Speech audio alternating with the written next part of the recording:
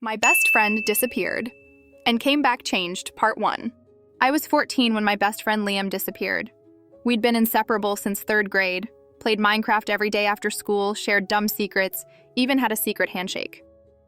That day started like any other. We stayed late at school working on a science project.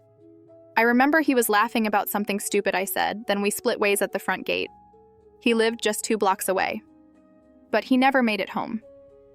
His mom called me crying that night. "Have you seen Liam?" she asked. I thought it was a joke at first. It wasn't. The police searched everywhere.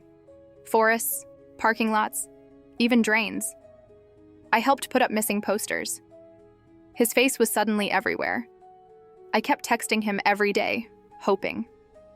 Weeks passed, then a month. People moved on. They said, maybe he ran away. But I knew Liam. He wouldn't just leave without telling me. So I went to the last place I saw him. And that's when I noticed something weird. My best friend disappeared and came back changed, part 2. I stood there in shock, holding Liam's phone. My fingers trembled as it started buzzing in my hand. Unknown number.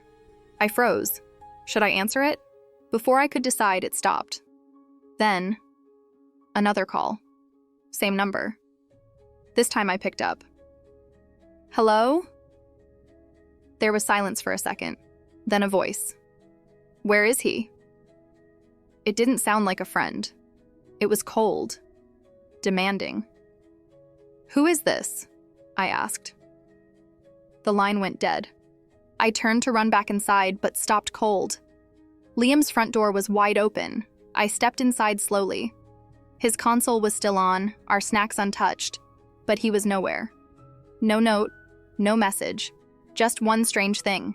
His hoodie, soaked, lying in the sink. I grabbed it, and that's when I saw it. Stuffed in the front pocket was a photo of us. But it wasn't from last night, it was from years ago, only I don't remember it ever being taken.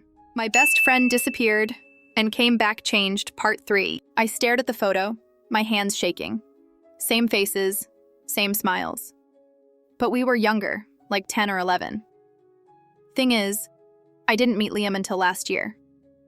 I flipped the photo over. There was something scribbled on the back. You promised you wouldn't forget. My chest tightened. What was this? I needed answers. I left Liam's house and biked straight to my mom's work.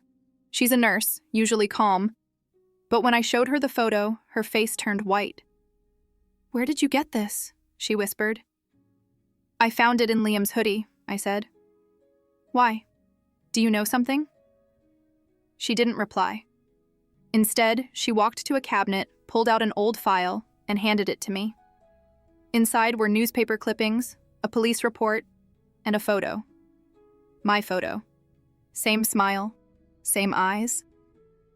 But the name underneath? It wasn't mine. My best friend disappeared and came back changed, part 4. I just stood there frozen. The name under the photo said Emily Grace Carter. Date of birth, 2009. Reported missing, 2014. But that couldn't be me. My name is Zoe, or at least that's what I've always believed. I looked up at my mom. Well, the woman I thought was my mom. Her eyes were full of tears. "I was working late at the hospital one night," she said. "They brought in a little girl. No ID. No one came looking." She paused. "You wouldn't speak. You didn't remember anything. I adopted you after 6 months. You were only 5. We never found out who you really were." My heart was racing. I couldn't breathe. "And Liam?" I asked. "He knew me?" She hesitated. Then she whispered, "You two came in together that night." But he vanished before we could ask him anything. I dropped the file. Then my phone lit up.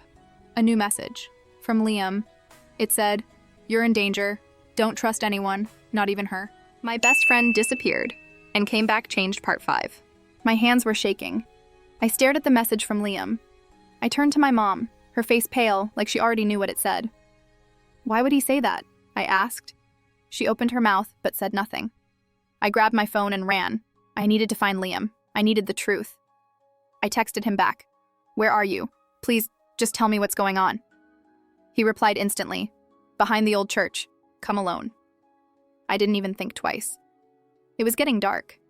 The wind howled as I biked through the empty streets. When I got to the church, Liam was already there. His face looked different, tired, older. He held up a folded piece of paper. This is everything. What they did to us. Why we forgot. I reached out to grab it. That's when I heard footsteps behind me. We both turned around. It was her. The woman I called Mom. She wasn't crying anymore. She was holding a needle, and she said one word. Sleep.